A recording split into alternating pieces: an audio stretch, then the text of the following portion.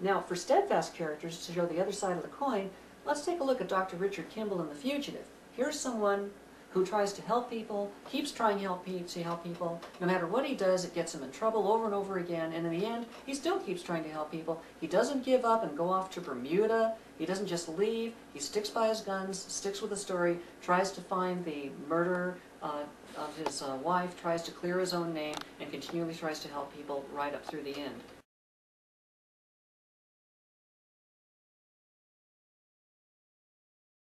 Now, what we saw was that that first definitive scene between Tommy Lee Jones and Harrison Ford has the opportunity to blow away the guy who's so doggedly after him, and if he had, then ostensibly he would have been able to get away scot-free. But he can't do that because he helps people, he doesn't hurt them, okay?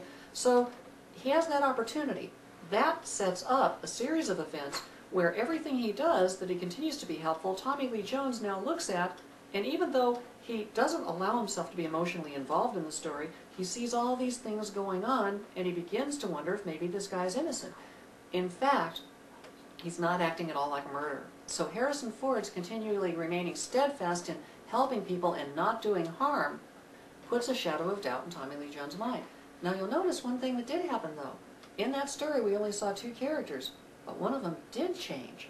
Tommy Lee Jones changed, because at the beginning he's sitting there with a gun in his face, and Kimball says to him, you know, I didn't kill my wife. Tommy Lee Jones responds, I don't care. Then in the last scene, Kimball says to him, I thought you didn't care.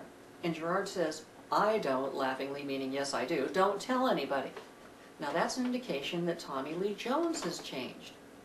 When the main character remains steadfast long enough with his belief system, the obstacle character, who represents the opposite belief system, they will be changed by that steadfastness. One of them is going to change. If the main character holds out long enough, the obstacle character will change. If the obstacle character holds out long enough, then the main character will change. And here, Tommy Lee Jones didn't care. Richard Kimball did care. Richard Kimball remained a caring person until he was able to convince Gerard to also care. So we know that Gerard changed and Kimball remained steadfast.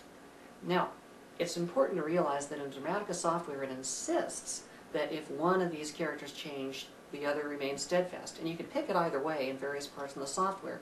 Determine it for your obstacle character, it will then automatically determine it for your main, and vice versa. In Dramatica theory, that's not necessarily true. You could have two characters who remain steadfast. You could have two characters who swap positions and both change. But you could even have two characters who end up at a certain point where nothing is decided and the story ends at that point. But Dramatica insists that if one changes, the other remains steadfast in the software. Why? Because Dramatica software was designed primarily for Western storytelling, Hollywood-type storytelling, successful mass media storytelling. That's what the software's initial incarnation is. And as a result, it makes this insistence between the two and uses that in determining other factors. The real key is, in the Dramatica software, that in fact, only what you determine for your main character is actually driving anything in the other dramatic relationships. If you choose your obstacle character, then that's not really driving anything except that it drives the main character. So, pick what you want your main character to do, and if you want your main character to change, and in your storytelling, from a theory standpoint, also have your obstacle character change, or you want your main character to remain steadfast, and your obstacle character also to remain steadfast, go ahead and do that, but recognize it will have a dramatic impact on the way the story unfolds, and you won't be able to find that in the software to support you. But if your instincts tell you to do that, and you know how to make it play, go for it. Don't feel inhibited, because the software is only providing what's done for 90% of the story is written. It's designed to be the most useful tool. The theory is designed to be the most accurate tool. Okay, our last example on steadfast character is James Bond in Goldfinger. James Bond is a steadfast character in every single James Bond movie ever made, except on Her Majesty's Secret Service. In Her Majesty's Secret Service, the one played by George Lazenby, who got the honor of his only film as James Bond being the one that's the only film in which James Bond changes, he meets Diana Rigg, who is a beautiful countess. He falls in love, goes through many adventures with her, and at the end of the story is grown to the point where the hole in his heart that drove him into the service to begin with because I guess the backstory is he lost his parents at an early age and was adopted by the service, basically. That hole in his heart has now been filled, and he wants to go away with one woman, stop the womanizing, and he actually quits the force. Everybody cheers him on, wishes him the best, and he has changed. He's no longer the same driven person that he was. But after the story is over, after the structure closes down, then, storytelling-wise, the villain and his henchmen come by and kill his young wife, and now James Bond gets all of his angst back, plus more, so that he can come back in the next story. Not yet, but he won't get far. Hold on. Come back in the next story as the same old James Bond that we know and love, and have the same drive that he had before. That's how they did it. But he was a changed character, and then they put a little tag on the end in the storytelling. That's why it's important to recognize where the structure ends rather than where the storytelling ends to determine if a character is changed to remain steadfast. Now, in all other films, James Bond is steadfast, and in this example of Goldfinger, you'll see that he's steadfast, and the changed character actually changes off camera. Let's see who it is. Who was it?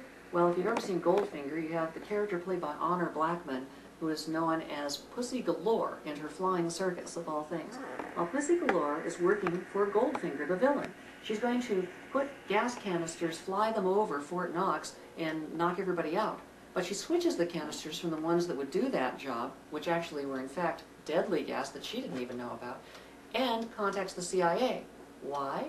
Well, James Bond has made love to her, she now likes him a lot, she realizes that she could get in a lot of trouble for all this stuff, but at the end, they say, why did she do this? And Bond says, well, I must have appealed to her maternal instinct. You see, somebody has to change. What would have happened if she had not changed? What would have happened to James Bond in the story? Well, he would have been killed, all of the soldiers would have been killed, Goldfinger would have gotten away with the gold. It's only because she changed that James Bond was able to succeed. So in spite of him being as brilliant and powerful and steadfast as he was, it required that change on her part, which happened off screen, in order for the story to come to a conclusion. Now, if you're writing a story that requires somebody to change, you can do it in that subtle manner. Again, not every story needs the obstacle character to change if the main character remains steadfast, but in this particular story, the dynamics of the structure were such that that was essential, and if she had not changed, he could not have succeeded.